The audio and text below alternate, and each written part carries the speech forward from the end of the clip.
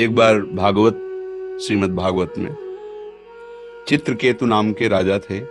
बहुत सी रानियां थी और उनके कोई संतान नहीं थी और बड़े धर्म से चलते थे। जब धर्मात्मा पुरुष किसी संकट में होता है तो उसे महात्मा का सानिध्य प्रदान किया जाता है। ये सृष्टि का क्रम है। जब किसी वास्तविक धर्म में चलने वाला होगा तो उसको किसी न किसी महात्मा का सानिध्य प्रदान कर दिया जाता है। तो देवर्षि नारद जी और अंगिरा जी पधारे तो चित्रकेतु उदास चित्त बैठे हुए थे। तो कहा कि आप ऐसे उदास कैसे? जो धर्म का ज्ञान रखता है, धर्म से चलता है, उसके चेहरे पर उदासी ठीक नहीं होती। तो उनका महाराज, इस समय मेरा मन पुत्र मोह से युक्त है, मुझे संतान चाहिए, आपका ज्ञान उपदेश नहीं। संतान मिलेगी तो मेरे को शांति मिलेगी, आपके उपदेश से नहीं। तो मुस्कुरा दे।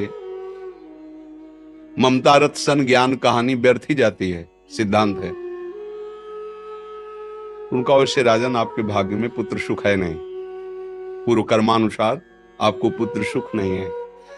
तो उनका, अब हम भाग्य की बात नहीं जानते, अब आपको भगवान ने भेजा है, आपको पुत्र देना ही होगा। तो उनका तथास्तु। सर्व सामर्थ्यशाली महात्मा है, पर आपको हर्ष और शोक दोनों की प्राप्ति होगी। इस शब्द को नहीं समझ पाए और राजी हो गए। कुछ समय बाद बड़ी रानी कीर्ति, श्रुति कीर्ति जो थी, उनसे गर्भ रहा और पुत्र हुआ। अब तो बड़ा आनंद। जो और रानियां थी उन्होंने देखा अब राजा सीधे उसी महल में जाते, क्योंकि पुत्र का उत्साह। और बड़ी रानी तो हर समय, जो समय राजकाज से, वो बड़ी रानी के महल में। अब ईर्ष्या ने वो रूप धारण किया कि सब जो और थी वो सब जल गई।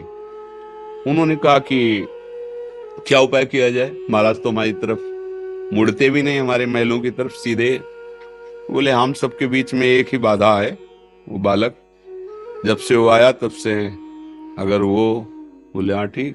तो एक पर्सनल दासी को तैयार कर लिया, अर्थ आदि का प्रलोभन देके और दुग्ध में जहर मिलाकर रानी की अनुपस्थिति में पिला दिया और नवजात शिशु मर गया। रानी जब लौट के आई, देखा शरीर नीला, हाहाकार मच गया। फिर राजा को जब खबर गई तो पछाड़ खा के गिर गए, दौड़ते आए। वो विकल थे, मैं प्राण त्याग दूंगा, अब तो जीवन। उसी समय देवर्षि नारद जी, अंगिरा जी फिर आ गए।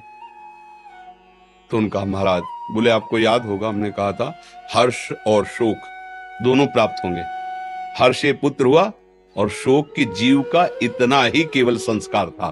बोले हमें जब होता है ना, अपनापन होता है ना, तो फिर बोले महाराज हमें ज्ञान एक बार हमें पुत्र से मिला दो, फिर वो चला जाए। बोले ऐसा? मंत्र बल से युक्त थे, आकर्षण किया, जीवात्मा सामने आई। बोली बेटा इस शरीर में आ जाओ, एक बार अपने पिता को देख लेने दो।